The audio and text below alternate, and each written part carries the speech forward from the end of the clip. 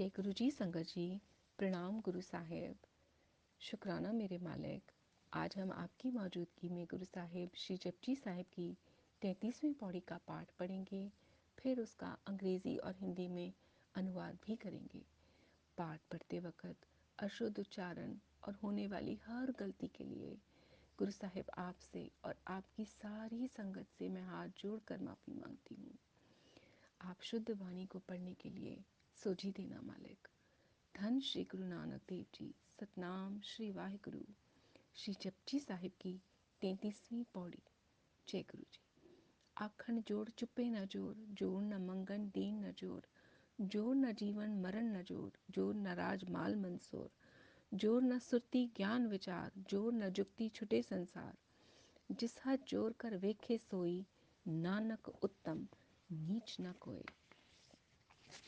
Meaning in English, no power to speak, no power to keep silent, no power to beg, no power to give, no power to live, no power to die, no power to rule with wealth and occult mental powers, no power to gain intuitive understanding, spiritual wisdom and meditation, no power to find the way to escape from the world.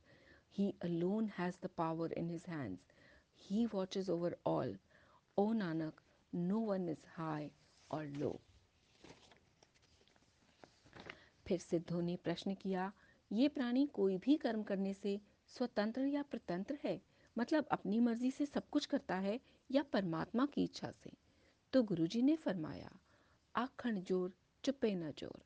अपनी बल शक्ति से न मनुष्य कुछ बोल सकता है, न ही चुप रह सकता है। जैसे रावण के भ्राता कुंभकर्ण ने ब्रह्मा जी से वर मांगने के लिए तपस्या की थी। मांगना था 6 महीने जागूं, 1 दिन सोऊं, लेकिन वर मांगते समय जुबान पर सरस्वती ने वास किया। ब्रह्मा जी से कहा 6 महीने सोऊं, 1 दिन जागूं। ब्रह्मा जी तथास्तु कहकर अलोप हो गए। उसी प्रकार अपनी इच्छा से मनुष्य चुप भी नहीं रह सकता। एक संत की सेवा करके शिष्य ने शक्ति प्राप्त कर ली। संत ने कह दिया, किसी को वरदान या श्राप नहीं देना।